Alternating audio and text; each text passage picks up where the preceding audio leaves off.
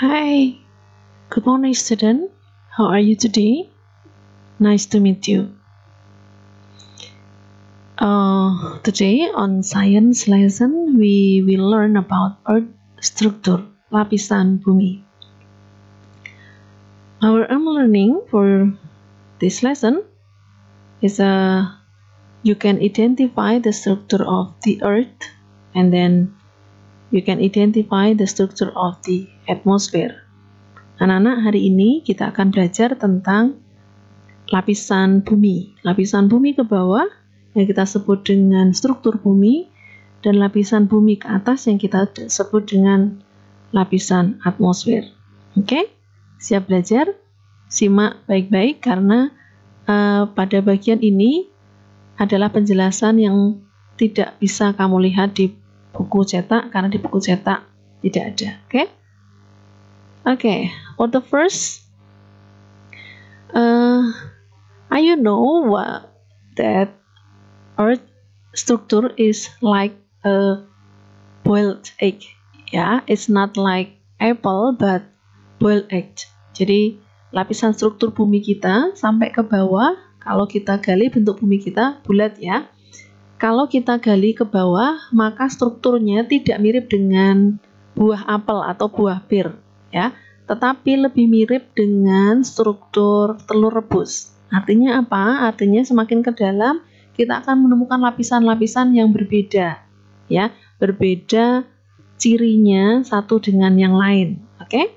We start to look at these pictures is anatomy of the earth. Oke? There are crust. Pada bagian yang paling luar kita menemukan lapisan yang kita sebut dengan kerak bumi, is a crust ya. Disebut kerak karena memang ini lapisan paling luar dan memang paling tipis, mirip dengan telur rebus. Lapisan kerak bumi itu mirip dengan kulit telur rebus gitu ya. And then the next layer is mantle, adalah mantel bumi. Kalau pada struktur telur rebus mungkin seperti bagian putih telurnya itu ya anak-anak ya setelah direbus. Jadi lapisan yang cukup tebal, bisa mantel, makanya disebut sebagai mantel. And then is a core, bagian tengah, bagian inti. Nah, perbedaannya adalah we divided the core into two layer, is outer core and then inner core. Kita bedakan menjadi dua yang kita sebut dengan inti luar dan pada bagian paling tengah kita sebut dengan inti dalam. Mengapa kita bedakan? Dia memang sama-sama inti bumi tetapi ciri khasnya berbeda ya, ciri-cirinya berbeda. Itu sebabnya kita pisahkan menjadi inti luar dan inti dalam. Oke, kita akan pelajari lebih detail. Oke, on the earth structure layer, you can look at the pictures. It's like kalau kita potong misalnya ya, kita akan menemukan lapisan seperti ini ya. Kira-kira penggalan lapisannya seperti ini. In the outer layer of the earth, you can find crust, ya, kerak bumi. The characteristic of a crust is the thin and the cold layer. Jadi lapisan kerak bumi ini adalah lapisan yang paling tipis dibandingkan dengan lapisan struktur bumi yang lain dan merupakan lapisan yang paling dingin. Oke, we are live in the layer, the crust. Ya, kita hidup di pada lapisan ini. The thick is about 0 until 100 km. Jadi kedalamannya kira-kira 0 sampai 100 km. Jadi kalau kita menggali sampai ke dalam dari dasar laut, kita masih akan menemukan sampai 100 km kedalamannya itu masih pada bagian kerak bumi. Jadi 100 km itu menurut kita, kalau menurut ukuran kita memang sangat dalam, tetapi dibandingkan dengan ukuran lapisan yang lain, maka kita sebut lapisan ini lapisan yang paling tipis. Oke? Jadi pada lapisan ini kita menemukan perairan dan daratan, ya. Kita masih menemukan tanah pada bagian ini. Oke. And the next layer we are find a mantle, ya, mantel. Nah, mantel itu mulai dari 0 sampai 100 km sampai 2.900 km, ya. Ini adalah lapisan yang paling tebal. Ini memang ada warna yang berbeda. Ini merupakan bagian peralihan dari kerak bumi ke mantel bumi. Nah, mantel bumi strukturnya adalah keras gitu ya. Solid is a solid layer, bagian yang keras. Jadi kalau kita menggali sampai lebih dari 100 km, maka lapisannya sudah tidak akan menemukan tanah. Kita tidak akan menemukan tanah pada lapisan lebih dari 100 km karena sudah ganti consists of silicon, oxygen, and aluminium in the mantle layer. Okay, the characteristic of mantle is a thickness layer. Jadi dia merupakan lapisan yang paling tebal dibandingkan dengan lapisan bumi yang lain. Okay, and then we find the core. Kita menemukan inti bumi. Pada bagian inti, we divided into two, outer core and inner core. What is the difference? Okay, look at. In the outer core, we find a hot liquid rock, as we called it magma. Ya, jadi pada bagian inti luar ini ada karakteristik yang unik, special, because it's a liquid. Ya, it's a liquid layer. Jadi dia merupakan lapisan yang cair begitu ya, yang kita sebut dengan magma. Jadi karena panasnya bumi semakin ke dalam, suhunya memang semakin panas. Karena panasnya, maka pada bagian ini berupa cairan ya, yang kita sebut dengan cairan batuan panas atau magma. Nah, anak-anak, kok namanya magma? Itu artinya ketika kamu menemukan ada gunung yang meletus, berarti cairan magma, ya, cairan lavanya itu berasal dari bagian lapisan ini. Jadi lapisan bumi, inti bumi yang luar ini nanti karena guncangan pada bagian bumi yang atas, maka ini akan keluar, karena gitu ya, akan keluar, dan ini bisa jadi ada lubang yang menghubungkan antara dalam lapisan bumi ini ke keluar. Jadi ketika terjadi guncangan pada bagian bumi, bagian crust, bagian kerak bumi, maka ini juga ikut terguncang. Karena ini cair, maka dia bisa keluar, begitu ya, bisa keluar, dan keluarnya dalam bentuk lava di gunung api, ya, gunung aktif yang bisa mengeluarkan lava. Jadi berasal dari mana? Berasal dari sini. Oke. Okay, and then the inner core is a special characteristic of there are consists of solid iron and nickel. Ya. Nah, perhatikan anak-anak, ajaibnya adalah pada bagian yang inti dalam ini bentuknya solid atau padat, sedangkan inti luar liquid. Suhunya untuk yang inti dalam is about 4,500 degree Celsius, is higher than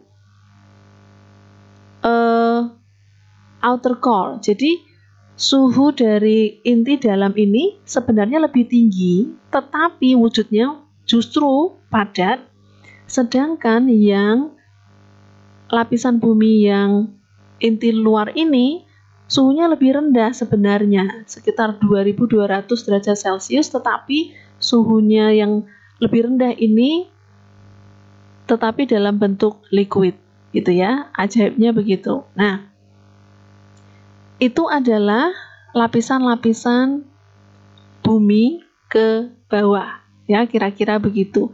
sebenarnya ada banyak manfaat yang kita bisa peroleh dari masing-masing lapisan-lapisan ini, tetapi karena waktu yang tidak cukup, anak-anak bisa pelajari sendiri. Oke. Now we going to learn about atmosphere layer. Jadi struktur bumi yang ke atas, ternyata bumi kita merupakan lapisan planet yang unik ya, yang is special planet. Jika dibandingkan dengan planet-planet yang lain, maka planet bumi adalah planet yang paling nyaman untuk dihuni oleh manusia, yang paling mungkin untuk ditempati karena punya banyak ciri khas yang tidak dimiliki oleh planet yang lain di tata surya kita. Why? Because we have atmosphere layer. The Earth is the only of the solar system with an atmosphere that can sustain life. Jadi hanya bumi. Jadi sejauh ini para ilmuwan masih meneliti, ternyata belum menemukan lapisan atmosfer pada planet yang lain, sehingga recommended-nya masih bumi merupakan planet ternyaman yang bisa dihuni oleh manusia sampai hari ini. Memang ada penelitian yang mengatakan bisa ke planet Mars ya, tetapi belum senyaman bumi ya, masih jauh sekali dibandingkan dengan keadaan bumi. And then the blanket of gaseous not only contain the air that we breathe, but also protects us from the blast of heat and radiation emanating from the sun. Jadi anak-anak bayangkan bahwa ketika bumi kita mengalami water cycle ya, on the evaporation process, ketika terjadi proses evaporasi, pemanasan permukaan bumi oleh sinar atau panas matahari, maka semua air di permukaan bumi akan menguap.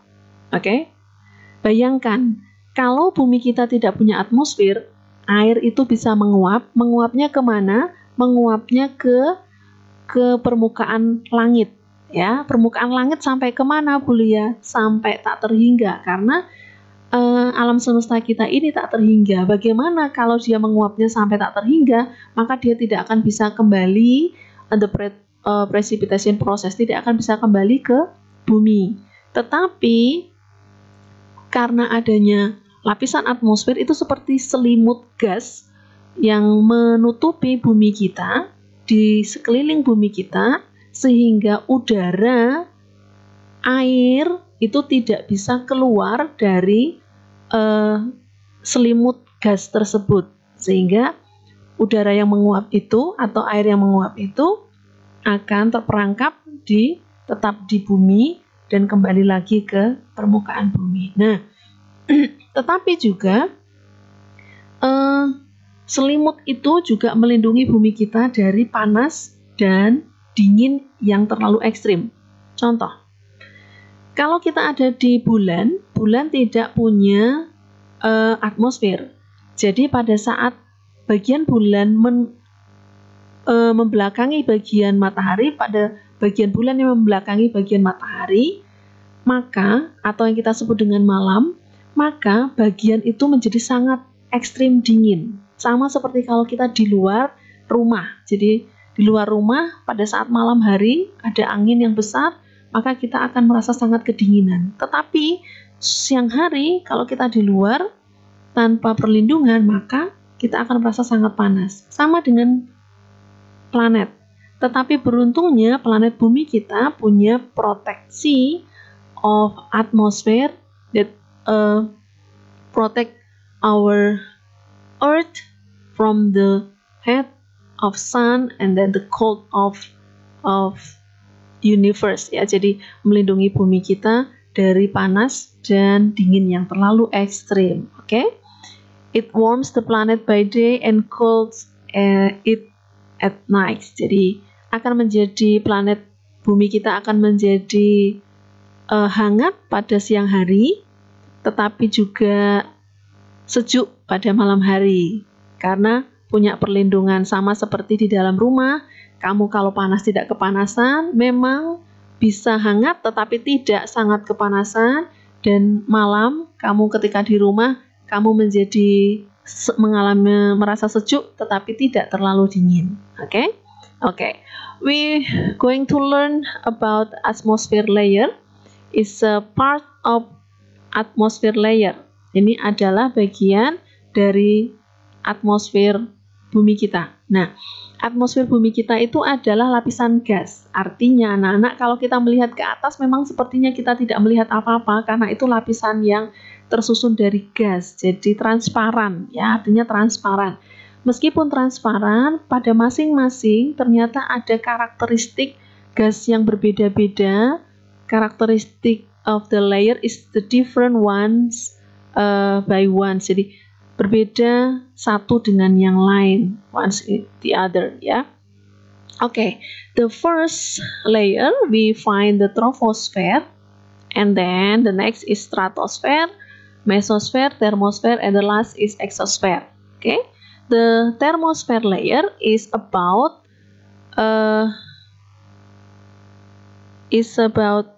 10 kilometers, ya, 10 kilometers above the sea level. Jadi ketinggian dari lapisan troposfer ini sekitar 10 km ke atas, begitu ya, ke atas langit. Jadi dari atas permukaan bumi kalau kita hitung sekitar 10 km. Oke. And then we live in this layer. Kita hidupnya di lapisan ini, ya anak-anak, ya, di lapisan perlindungan yang ini. And then all weather occurs in this layer. Jadi kamu perhatikan, semua perubahan cuaca terjadinya pada lapisan ini. Jadi yang kita pelajari siklus air pada pertemuan sebelumnya, semuanya terjadinya karena pada lapisan ini. Why? Because it has a special characteristic. Mengapa bisa semua cuaca atau siklus air terjadinya pada bagian ini? Karena dia punya sifat yang khusus. Oke? Sifatnya adalah semakin naik, air pressure is drops. Jadi semakin naik, tekanan udaranya semakin turun. Ya, tekanan udaranya semakin turun, and then the temperatures get cooler. Jadi suhu udaranya semakin ke atas justru semakin dingin, ya. Kita sudah pelajari ketika kita mempelajari tentang proses kondensasi pada siklus air. Jadi semakin ke atas sampai ke lapisan 10 km ini, maka cuacanya atau suhunya akan semakin dingin. Itu sebabnya uap air bisa berubah kembali menjadi titik-titik air atau awan sehingga bisa kembali ke bumi. Nah, itu uniknya, sehingga awan itu terjadinya, perubahan cuaca itu semua terjadinya di bagian troposfer. Nah, karena perangkap itulah, maka udara itu atau uap air itu tidak bisa menguap sampai tak terhingga, sehingga kita tetap memiliki air yang terus-menerus berputar pada siklus yang tetap di permukaan bumi kita. Oke, itu juga yang membuat hasil fotosintesis tumbuhan yang berupa oksigen tidak keluar sampai ke alam semesta yang tak terhingga ini, tetapi tetap terperangkap di dalam. Bayangkan kalau tumbuhan yang ada di bumi kita menghasilkan oksigen tetapi dilepaskan ke udara. Jika tidak ada perangkap ini, maka oksigen itu akan tersebar ke seluruh alam semesta, dan itu pasti tidak akan cukup untuk kita gunakan bernafas karena itu terlalu luas alam semesta kita. Jadi bersyukur Tuhan menciptakan lapisan atmosfer yang troposfer ini untuk membuat kita tetap bisa menikmati air yang cukup dan udara yang cukup untuk bernapas. Oke? And then the next layer of atmosphere we find the stratosphere. Is about 50 kilometers above the ground. Jadi ketinggiannya sekitar sampai 50, ya, sekitar sampai 50 km dari permukaan bumi kita. In this layer we find the ozone layer. Jadi pada bagian ini kita akan menemukan lapisan ozon. Anak-anak sering mendengar istilah lapisan ozon, ya. Is a molecule to protect our planet, the earth from the UV radiation. Jadi ini adalah lapisan perlindungan bumi kita. Lapisan ozon ini adalah molekul ozon yang melindungi bumi kita dari radiasi sinar ultraviolet yang berbahaya diubah menjadi is converting into the heat, ya. Jadi diubah menjadi panas saja, tapi radiasinya dipantulkan kembali. Jadi bersyukur kita punya lapisan ozon sehingga bumi tidak sangat panas dan tidak sinar matahari itu tidak membahayakan kita. Kita membutuhkan panas matahari, tetapi kita memerlukan sinar UV hanya dalam porsi yang kecil. Jadi kalau terlalu banyak itu salah satunya menyebabkan penyakit kanker kulit. Jadi semakin banyak radiasi ultraviolet yang kita dapatkan, semakin berbahaya bagi bumi, bagi manusia.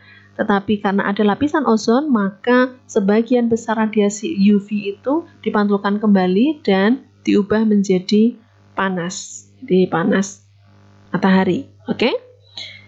In this layer have a special characteristic, gets warm the higher. Jadi kalau yang pada bagian lapisan stratosfer ini, mulai dari 10 km sampai ke 50 km ini, semakin ke atas suhunya semakin tinggi. Berbeda dengan yang troposfer, ya. Semakin ke atas suhunya semakin tinggi, dan pada bagian ini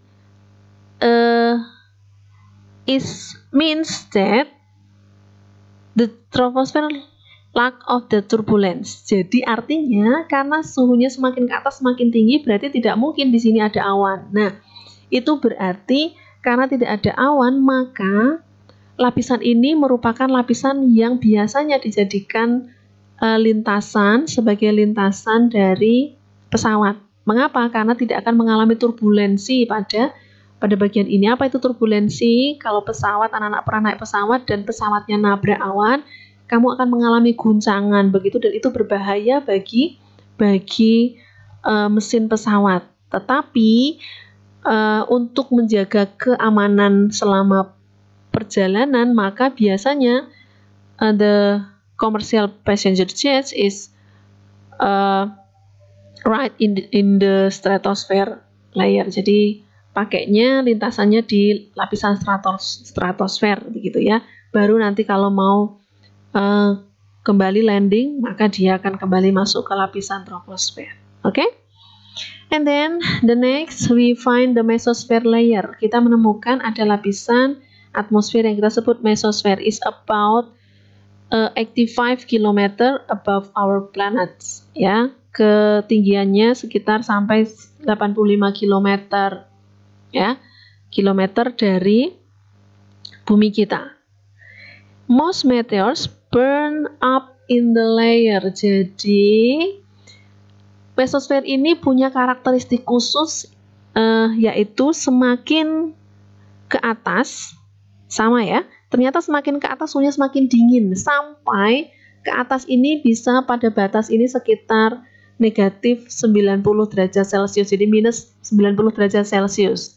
Nah, itu sebabnya ketika ada batuan dari luar angkasa, anak-anak, di luar angkasa itu ada banyak benda asing, ya, tidak hanya planet, tidak hanya satelit, tetapi banyak benda atau batuan asing, dan itu bisa saja masuk ke bumi kita, dan itu sangat berbahaya kalau menghantam bumi, karena bisa karena suhunya yang terlalu tinggi atau bisa karena ukurannya yang terlalu besar. Tetapi untungnya bumi kita punya lapisan mesosfer ini. Jadi pada lapisan ini ketika ada batuan yang kita sebut dengan meteor mau masuk ke permukaan bumi, maka dia akan terbakar pada lapisan ini karena perbedaan suhu yang cukup ekstrim dari meteor ini ketika masuk ke dalam lapisan mesosfer, dan dia akan terbakar.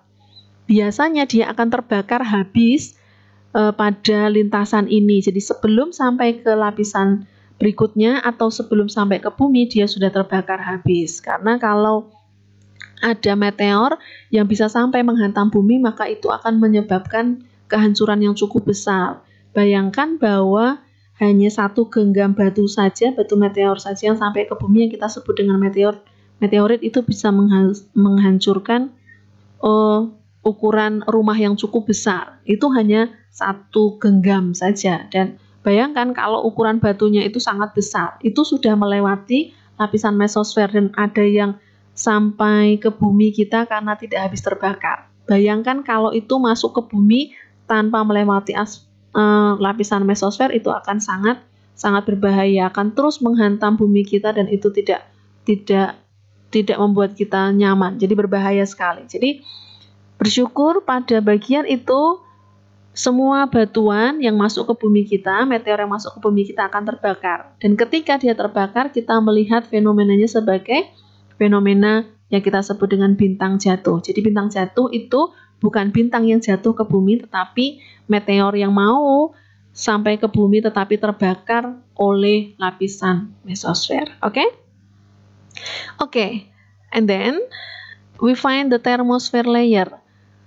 But between the mesosphere and thermosphere layer, we can find the ionosphere. Jadi antara lapisan mesosfer dan termosfer kita akan menemukan ada satu lapisan yang kita sebut dengan lapisan ionosfer. Memang tidak digambarkan di sini. Itu sebenarnya masuk lapisan yang tambahan antara termosfer dan mesosfer yang kita sebut lapisan ionosfer. Kenapa? Karena lapisan itu adalah lapisan yang terdiri dari molekul-molekul ion. Ya, ion particles is electrical molecules. Jadi itu lapisan listrik, ya, partikel-partikel listrik, dan itu bisa berfungsi untuk mencegah radiasi listrik yang berbahaya dari luar masuk ke bumi kita, sekaligus juga bisa digunakan sebagai pemantul sinyal-sinyal radio dari bumi supaya terpantulkan kembali ke bumi. Dan biasanya pakai ini ya, lapisan ionosfer yang ada di antara lapisan termosfer dan mesosfer ini. Oke, next the thermosphere. In the thermosphere, very rare air. Jadi pada lapisan termosfer ini udaranya sudah sangat tipis. Jadi kemungkinan kita bisa bernapas itu sudah sangat kecil pada lapisan ini. Udaranya sudah sangat jarang. High energy X-ray and UV radiation from the sun are absorbed in the thermosphere layer and then rising its temperature to 100 or at times 1000 of degree. Jadi pada lapisan termosfer ini kenapa namanya termosfer dari kata suhunya ya? Karena memang pada bagian ini merupakan bagian yang menerima banyak sekali panas dan sinar UV-nya matahari sehingga menjadi lapisan yang sangat panas dan suhunya bisa sekitar 500 derajat Celcius sampai 2000 derajat Celcius, dan ini merupakan lapisan yang tempat terjadinya fenomena yang kita sebut dengan aurora. Jadi biasanya aurora itu tidak bisa kita ketemukan di daerah tropis seperti Indonesia. Biasanya kita bisa menemukan di daerah kutub ya. Biasanya ada seperti lapisan-lapisan cahaya berwarna-warni yang ada di langit, dan itu terjadinya pada lapisan ini, termosfer. And the last layer is a exosphere, is a final frontier the Earth's gaseous envelope. The air is very thin. Jadi udaranya sangat tipis sampai ke bagian yang tak terhingga justru tidak ada udara. Jadi ini merupakan lapisan terakhir dari lapisan atmosfer bumi kita. So, we are lucky. Kita sangat beruntung karena Tuhan menempatkan kita on the Earth planet that have a special planet because it have atmosphere layer that it can protect our life in the Earth surface.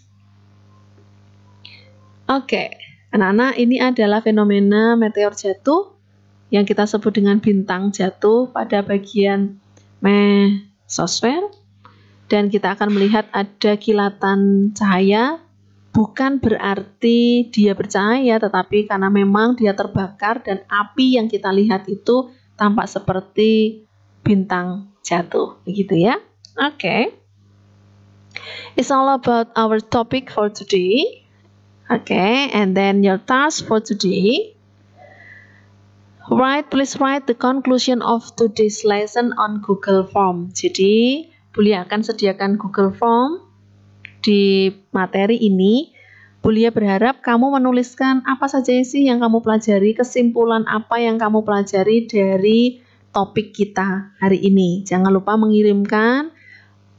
Kalau bisa usahakan hari ini juga segera mengisi